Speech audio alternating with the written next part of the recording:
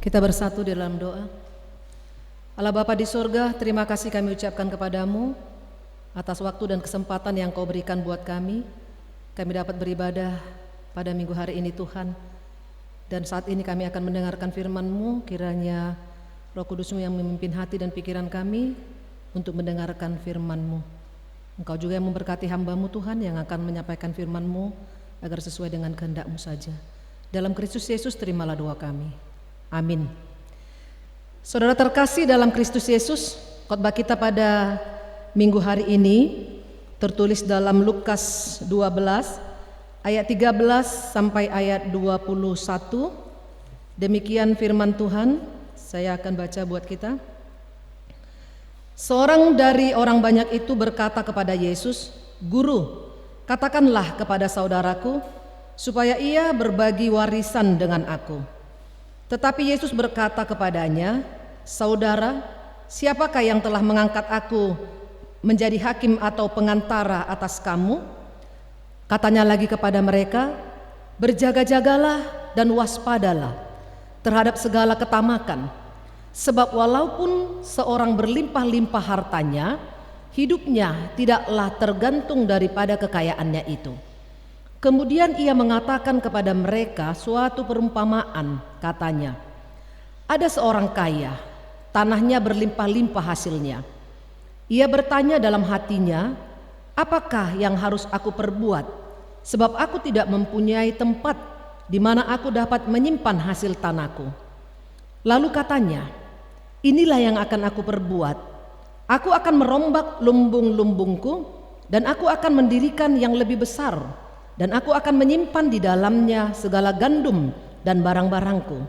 Sesudah itu, aku akan berkata kepada jiwaku, 'Jiwaku, ada padamu banyak barang, tertimbun untuk bertahun-tahun lamanya.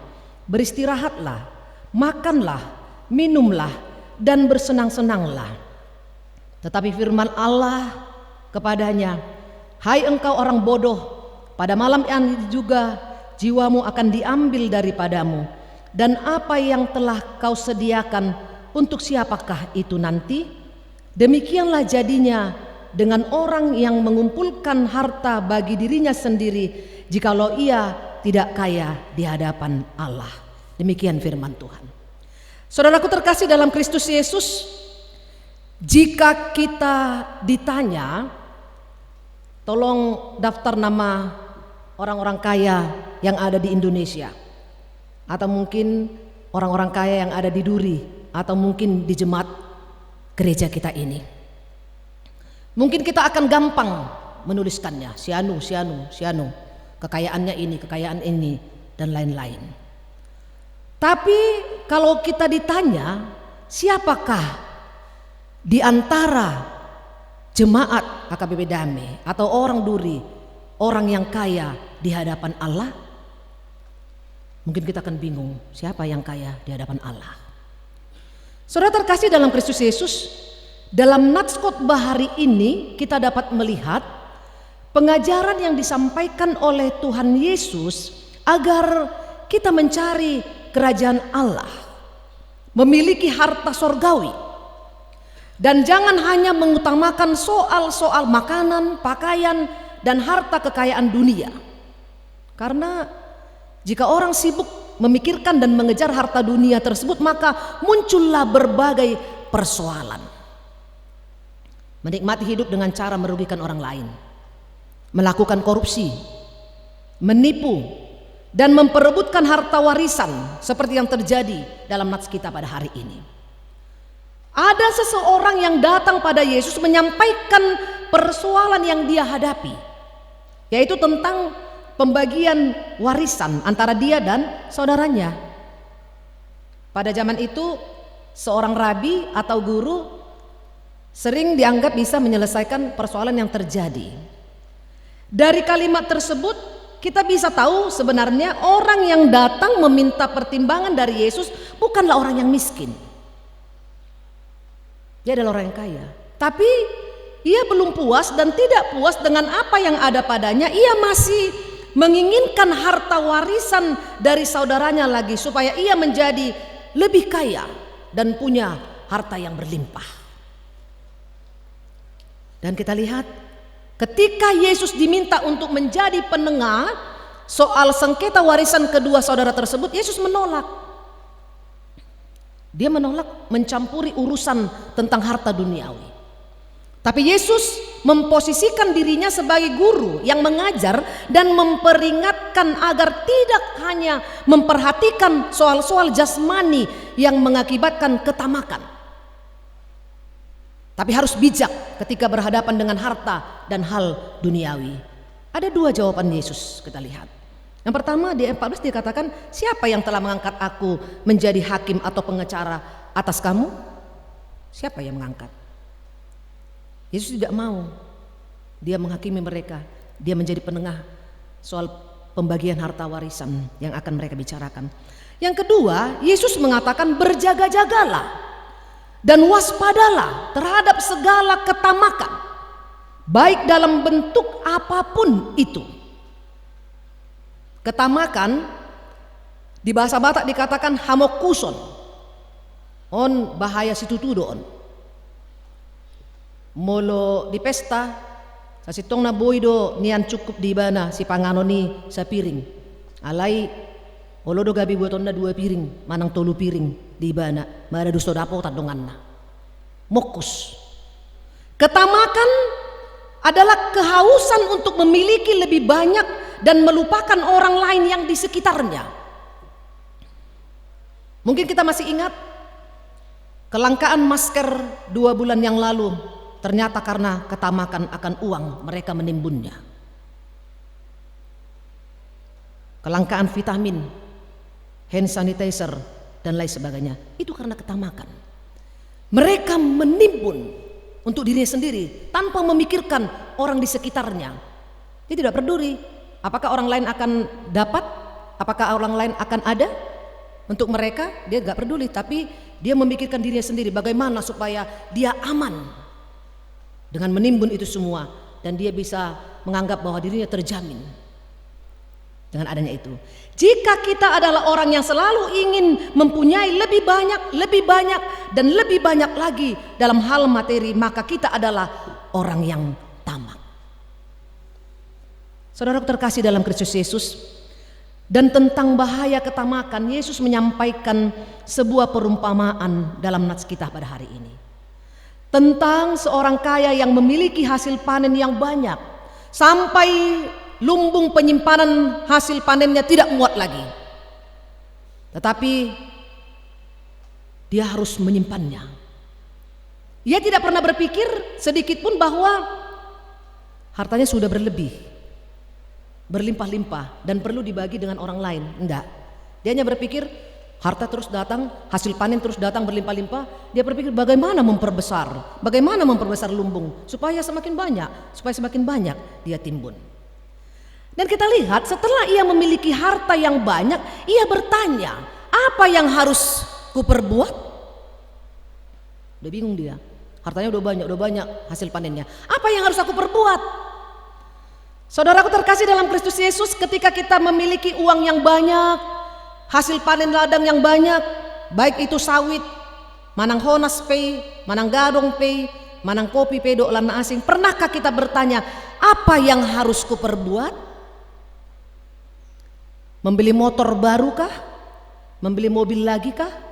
Membeli rumah lagi kah? Menabung dengan banyak kah? Hukirim madeba parsideban dina tua-tuaku, adong dosa kak nasongoni. Akan kubagi sebagian untuk orang yang tidak mampu. Akan aku sampaikan sumbangan untuk pembangunan gereja dan lain sebagainya. Apakah ada pertanyaan bagi kita? Apa yang harus kuperbuat dengan hartaku yang banyak, dengan hasil panenku yang sudah banyak? Atau kita hanya berpikir menumpuk harta kita, menabung terus, menambah properti tanah, deposito, emas dan lain sebagainya, sehingga di lingkungan keluarga dan teman-teman di sekitar kita terkesan orang yang kikir dan pelit. Dang boy dayon pacarian nih ninahalak sigotil monis doihin. Orang jelas-jelas melihat dia memiliki harta yang banyak, uang yang banyak, tapi ketika dimintai pertolongan darinya, dia tidak pernah mau berbagi.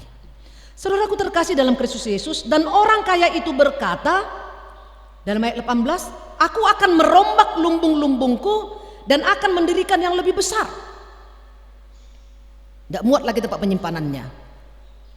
Tersongon dompet ni mas na idang siap be, itu rumah dompet nobel gamse. Asalam gok jala suksuk artanai. Orang kaya itu hanya ingin menyimpan hartanya semuanya, menumpuknya hanya untuk kepentingan diri sendiri, untuk kepuasan diri sendiri. Dan kemudian dia mengatakan, hai jiwaku, hartamu sudah banyak, bisa untuk menjamin hidup bertahun-tahun, tidak akan kekurangan, nggak akan kelaparan. Ini hal yang paling fatal. Dia menjadi sombong. Dia seolah-olah tidak membutuhkan Tuhan lagi dalam hidupnya. Kenapa? Karena dia melihat hartanya sudah banyak. Dia pikir dia tidak akan kekurangan, sampai keturunan keberapa pun anak-anaknya tidak akan merasa takut karena dia sudah memiliki banyak harta. Itu sebabnya dia katakan, jiwaku, hartamu sudah banyak, bisa untuk menjamin hidupmu bertahun-tahun. Jika sakit, cari obat yang paling bagus. Bui dui, bamolongar saitan nau torhulului rumah sakit na ujago. Tenanglah hai jiwaku, kamu sekarang berada di zona aman sampai bertahun-tahun. Ia merasa memiliki kebahagiaan dan merasa tenang. Padahal kebahagiaannya itu bukanlah kebahagiaan sorgawi, karena harta tidak dapat menjamin keselamatan hidup seseorang. Saudaraku terkasih dalam Kristus Yesus, ketika Yesus melihat itu, dalam perumpamaan ini Yesus mengatakan orang kaya itu sebagai orang bodoh dalam ayat 20. Hai orang bodoh. Mengapa Yesus menyebut orang kaya itu bodoh? Yang pertama, karena ia mengumpulkan harta hanya untuk dirinya sendiri. Ia tidak peduli pada orang-orang di sekitarnya. Ia tidak kaya di hadapan Allah. Kemudian ia sibuk memperbesar lumbung tempat penyimpanan hartanya, tetapi ia tidak memperluas jiwa sosialnya pada orang-orang yang membutuhkannya. Ia mengandalkan dirinya sendiri dan menganggap bahwa segala sesuatu yang ada padanya itu adalah milik pribadinya. Ia tidak menganggap bahwa harta itu adalah pemberian milik Tuhan, dan ia hanya sebagai pengelola saluran berkat Tuhan. Kalau kita baca dalam Ayub 1 ayat 21 dikatakan, kita tidak membawa apa-apa datang ke dunia ini. Tidak ada kita bawa apa-apa. Dan jika kita punya harta saat ini, itu titipan Tuhan, pemberian Tuhan, milik Tuhan yang bisa saja diambilnya kapan saja. Bukan milik kita. Tapi orang kaya tersebut, dia menganggap itu milik sendiri. Dia menganggap dia akan aman karena dia telah memiliki banyak harta dalam kehidupannya. Maka Allah mengatakan, hai orang yang bodoh. Dan saudara terkasih dalam Kristus Yesus, dalam ayat 20 itu juga dikatakan, malam ini juga jiwamu akan diambil darimu. Ketika dia sudah berbangga hati, ketika dia sudah merasa di zona aman, ketika dia menganggap bahwa dirinya sudah hebat, maka Allah mengatakan, Yesus mengatakan dalam ayat ini, malam ini juga jiwamu akan diambil daripadamu. Saudaraku terkasih, Allah memberitahukan dia bahwa kehidupannya akan berakhir dari bumi yang bergelimpangan harta, dan hartanya akan lenyap dalam sekejap. Malam itu juga saat ia sedang di puncak kesuksesan, saat ia sedang bersuka cita dan bangga akan menikmati hartanya, tapi di saat itu juga Allah mengambil kehidupannya. Orang kaya itu akan kehilangan hidupnya, dan seluruh hartanya tidak akan berarti apa-apa baginya. Yesus mengingatkan bahwa hidup di dunia ini hanya sementara saja. Hartanya tidak akan dapat menyelamatkannya atau memperpanjang umurnya di dunia, karena semuanya tergantung pada Allah, bukan pada kekayaan seseorang yang berlimpah. Sekaya apapun dia, tidak akan bisa dia memperpanjang usianya, dan tidak akan bisa memberikan keselamatan baginya. Saat Allah mengambil nyawanya, hartanya tidak berarti lagi. Pada siapakah itu? Dan ketika dia hidup dia tidak memakainya dengan baik. Tapi ketika dia meninggalkan dunia ini, hartanya tidak akan berfungsi lagi bagi dia, tidak akan berguna lagi bagi dia. Saudaraku, Allah ingin ada keseimbangan antara mencari harta dunia dengan harta sorgawi. Jangan sampai hal ini terjadi saat kita meninggalkan dunia ini. Harta dunia kita banyak, tapi itu semua akan tinggal di dunia, tetapi simpanan rohani kita nol, tidak ada. Karena tidak ada perbuatan baik dan perbuatan kasih yang pernah kita lakukan dengan harta yang telah Tuhan berikan pada kita. Dan Yesus ingin mengingatkan kita bahwa hidup dan waktu kita bukan milik kita, tapi milik Tuhan Sang Pencipta, bukan milik kita. Karena itu saudara terkasih dalam Kristus Yesus, dalam ayat 21 dikatakan, demikianlah jadinya dengan orang yang mengumpulkan harta bagi dirinya sendiri, jikalau ia tidak kaya di hadapan Allah. Kaya di hadapan Allah. Apa yang disebut dengan kaya di hadapan Allah? Yaitu ia dapat menghargai dan mensyukuri setiap berkat yang ia terima dalam hidupnya. Ia bekerja, ia berkarya, dan ia berjuang untuk menyenangkan hati Tuhan. Jadi ketika dia memiliki hasil kerja dari perjuangannya itu, dia bisa memakai itu untuk perbuatan-perbuatan yang dapat menyenangkan hati Tuhan. Itulah orang yang kaya di hadapan Tuhan. Yesus tidak bilang bahwa manusia harus menghindari kekayaan, tidak. Harta dunia, dan di sini juga dikatakan pada orang yang datang kepadanya, Yesus tidak mengatakan padanya bahwa jangan mengeluhkan hal-hal yang bersifat materi, tidak. Tapi Yesus ingin mengatakan bahwa jika kita kaya harta, kita juga harus kaya di hadapan Tuhan dengan perbuatan-perbuatan baik. Harta kita pakai untuk menjadi saluran berkat bagi orang-orang di sekitar kita. Ada seorang ahli mengatakan bahwa dalam rezeki yang ada pada kita, Tuhan menitipkan rezeki orang lain di dalamnya. Kita sebagai pemegang, Allah yang memberikan kepada kita. Dan ketika kita diberi kesempatan untuk memiliki harta, maka kita diberi tugas oleh Tuhan untuk melakukan perbuatan-perbuatan baik, menolong orang-orang yang membutuhkan dalam kehidupan kita sehari-hari. Saudara terkasih dalam Kristus Yesus, topik minggu kita pada hari ini, jauhilah ketamakan. Pasiding mahamokuson. Tuhan sudah mengingatkan kita, jangan hanya menabung harta di bumi, tetapi ingat juga menabung di sorga. Dalam Matius 6 ayat 19 sampai 20 dikatakan, janganlah mengumpulkan harta di bumi ngengat dan karat merusaknya, dan pencuri membongkar serta mencurinya. Tetapi kumpulkanlah bagimu harta di sorga ngengat dan karat tidak memakannya, dan pencuri tidak membongkar serta mencurinya. Karena itu, sekaya apapun seseorang itu, apalah gunanya jika ia malah kehilangan kesempatan memasuki kehidupan kekal bersama Bapa di sorga. Tapi mari kita pakai harta kekayaan kita untuk menolong sesama.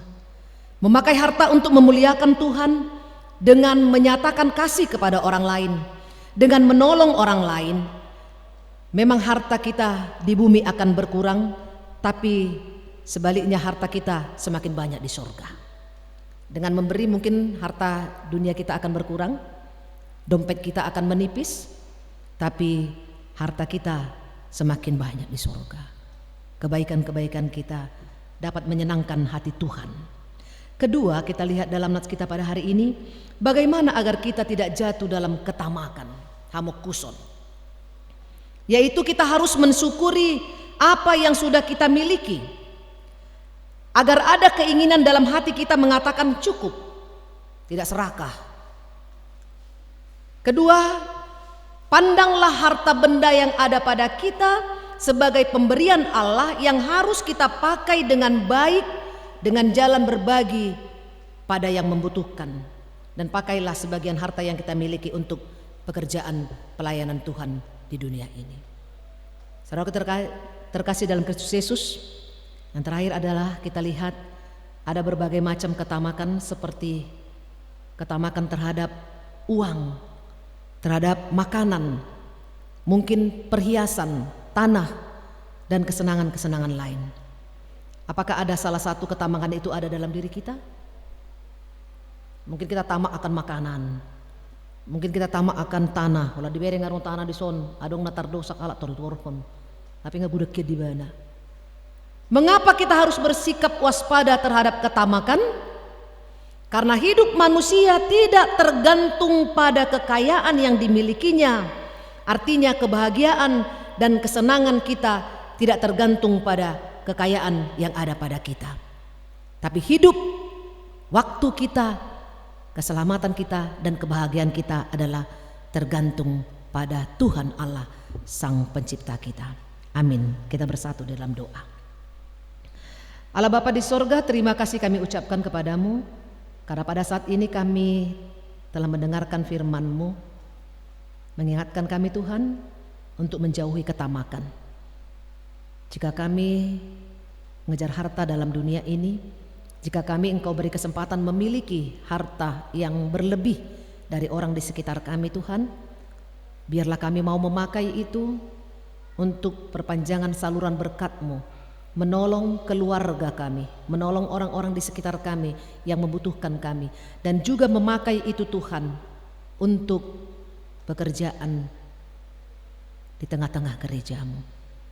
Biarlah kami mau berbagi Tuhan dengan berkat yang telah Engkau berikan dalam kehidupan kami masing-masing. Penuhilah kami dengan sukacita dan ucapan syukur atas segala berkat yang Engkau berikan dalam kehidupan kami dari hari ke hari, supaya kami jauh dari ketamakan dalam hidup kami ini. Terima kasih Bapa di surga. Berkatilah Tuhan seluruh pelayan ibadah pada hari ini. Lindungi kami selalu Tuhan. Berkati juga keluarga kami, dan berkati pelayanan kami hari ini untuk kemuliaan nama-Mu saja. Dalam Kristus Yesus terimalah doa kami. Amin. Kita bernyanyi sambil menyampaikan persembahan kita.